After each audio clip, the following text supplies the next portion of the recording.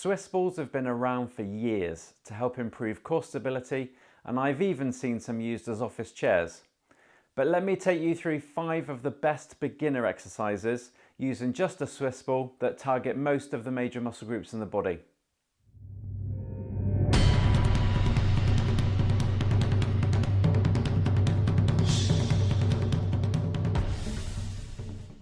Hi everyone, and welcome to Exercise for Health. I'm Richard, and today I'm going to take you through 5 bodyweight exercises using a large gym ball to help improve your posture and strengthen the muscles. If you're new to this channel, we offer tips, advice and exercises each week to help you manage your health condition with physical activity. So go ahead and tap the subscribe button below and the bell icon if you want to be notified of when we upload a new video.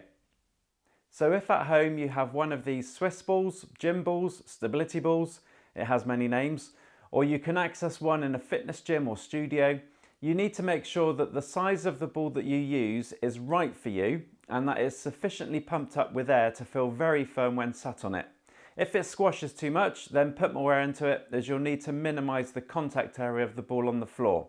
The more air you have in the ball, the less stable it will be, making the exercises that much harder to master, which is what we want. The size of the ball will depend on your height, and I will put a chart up on screen now so you can see what would be right for you. I'm using a 65cm ball as I'm 6 foot tall. However, if you're considerably heavier for your height, you may need to move up a size so that when you're sat on it, your hips don't sink down lower than your knees. Although the 5 exercises I will show you are for beginners, so shouldn't challenge your balance too much while on the ball, it's really important that you put your safety first and don't do anything that will compromise it. Right, with that being said, let's go through them. Right, the first exercise we're going to do is a great one to get you started because it's a good way of getting used to using the Swiss ball while exercising with it. So first of all, you're going to be sat on top of the ball. Make sure the ball's not resting against anything like a wall or anything like that, so it's in its own free space.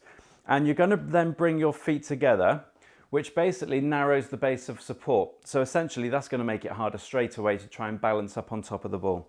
So I've got my feet together and my knees together. I then need to get into a really good posture. So I'm going to sit myself up tall, bringing the shoulders down and back, so I'm in good posture.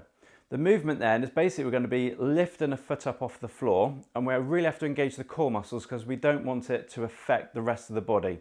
So the movement from there is not very much, doesn't look like much, but I'm just going to lift the foot about an inch off the floor, balance for a count of 5, so I'm working through this leg, and then lower back down, and then I switch to do the opposite side. So I'll now lift this side now.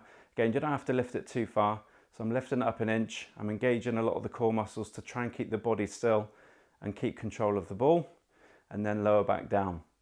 Now if you find that quite difficult, because as soon as you take the foot up off the floor, you will feel the ball trying to move around quite a bit. What you can do is you can change it to just doing a heel lift. So the same sort of thing, but rather than taking the whole foot off the floor, you lift the heel up so you come up onto the toes of the foot, which again just places more emphasis on the opposite foot, and then lower that down, and then you do the same on the opposite side. So just do a heel lift, hold it for a count of 5, and then lower back down. If you find it easy and you want to make it harder, then you can start taking your feet out a little bit wider. So if you have your feet about half a shoulder width wide, and then you try and lift a foot from there, that will make it a lot harder, working on those core muscles.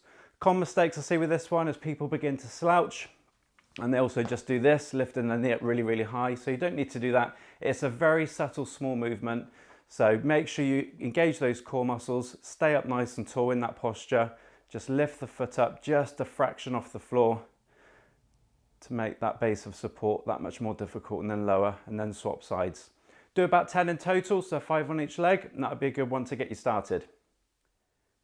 The second exercise is a squat with the ball against the wall. So to start off with this one, place the ball up against the wall, and it needs to be about the height so it then sits just on top of the bottom into the lower part of the back, in the lumbar part of the spine. I want my feet about shoulder width wide, but I'm not going to be standing upright completely. I'll need to take the feet a little bit further forwards, and that just then moves some of my body weight then back into the ball. And having the ball there is a great way just to make sure we maintain that natural curve into the lower part of the back throughout the movement. So imagine the ball's going to be glued into the lower part of the back as you're going up and down, and that'll just support it as you're doing the movement. Hand position you can put wherever you want, so you can have them on the thighs, on the hips, across your chest, it doesn't really matter too much. And then the movement from there then is as I sit down, I've got to imagine there's something underneath the ball like a chair that for me to sit down on. So as I'm going down, I'm naturally leaning forwards as I would do for a normal squat movement. And ideally I want to try and get the hips down level with the knees so the thighs end up parallel with the floor. But at that point I'm pushing my bottom underneath the ball, so then this ball is actually still maintaining that curve in the lower part of the back. I then push through the feet to come back up to standing position and then start again. Common mistakes with this one is the knees. So some people as they go down, they'll let the knees come inwards. Make sure that the knees stay the same width as the feet, so they're tracking the alignment of the toes as you go up and down. And another common mistake is people lean back into the ball. So then the knees start to go right the way forwards, the heels lift, and then the bottom then comes away from the ball. So just make sure as you're doing the movement that you're tucking the bottom backwards as you go down and then come back up to your start position and go again. Slow, steady and controlled movement. You should be aiming to do about 10 reps of these and you should feel that then on the top of the thighs. So that's your second one.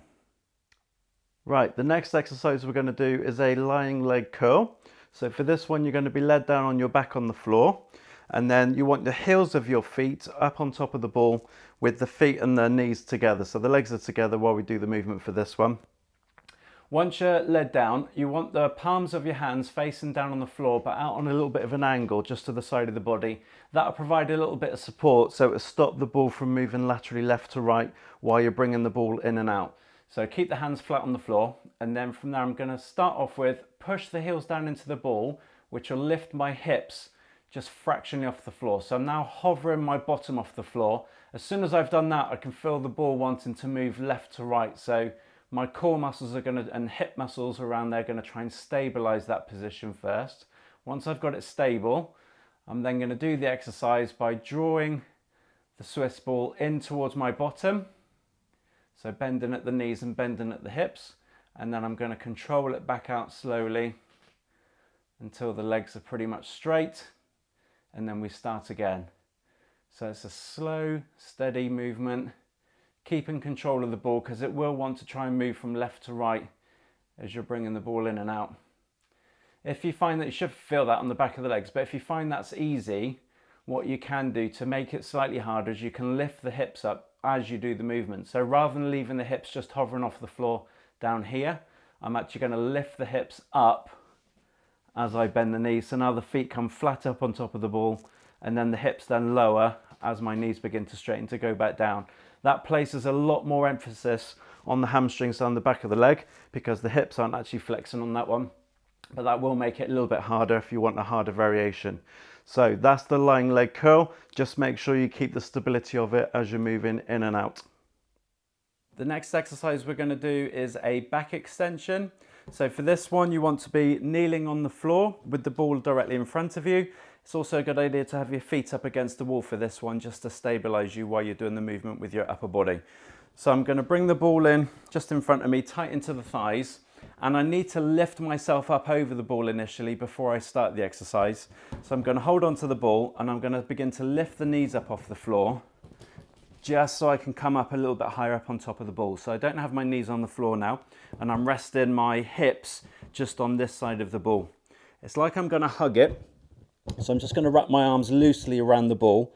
I'm going to pull my chin into the chest, and then the movement then is we're going to unwind the spine. So essentially, I'm going to take my shoulder blades back, open up the thoracic spine to get that extension at the top, and I can feel all the muscles now contracting either side of the spine into the lower part of the back and then lower back down again.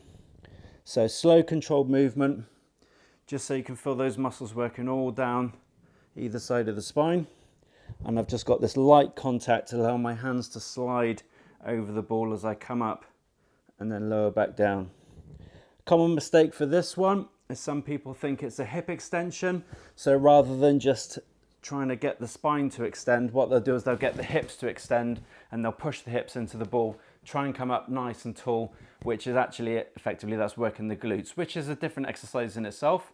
But for this particular one, we're just trying to work into the muscles into the lower part of the back. So just keep the knees just hovering a fraction off the floor and then just focus on doing the movement with the upper body extending the spine and then lowering back down.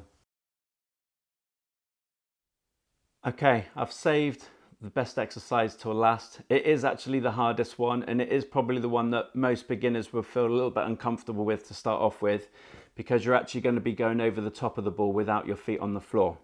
So for this one, it's a press up over the top of the ball, and we initially need to get ourselves in a position so we've got our hands on the floor, but the actual hips are going to come up on top of the ball. So when you start off with, lift your hips up on top of the ball first of all, so you can then get your hands on the floor in front of you, and then you need to then push yourself forwards and start to walk your hands until the ball's pretty much underneath the hips. Okay, now that'll be your start position. You can make this exercise harder by going further forward so the ball's underneath the thighs or the shins, or even as far as the toes if you really want to go for it. But to start off with, we're going to have it so hips are over the top of the ball. So I've got my hands a bit wider than the shoulders width on the floor. Make sure that you keep your legs straight, and it's a bit like a seesaw action. So the ball acts as the pivot point as I begin to bend at the elbows.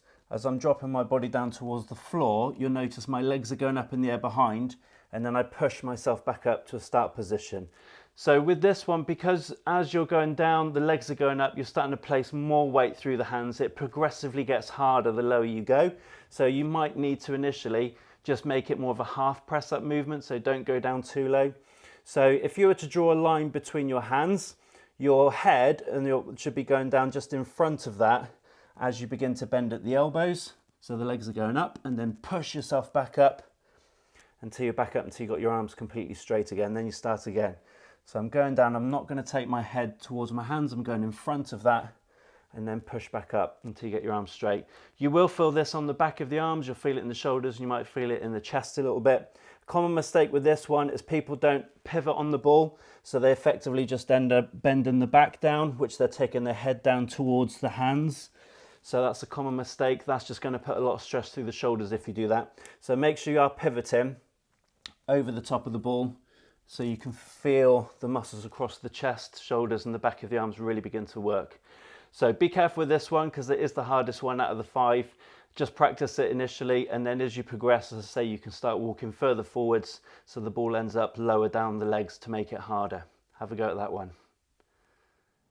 I hope you can take something away from this video today. If so, please give it a like by clicking the thumbs up button below, and share this video with friends to help this channel grow so more people can benefit from it. Thank you so much for watching, and remember to stay active, keep moving, and I'll see you next week.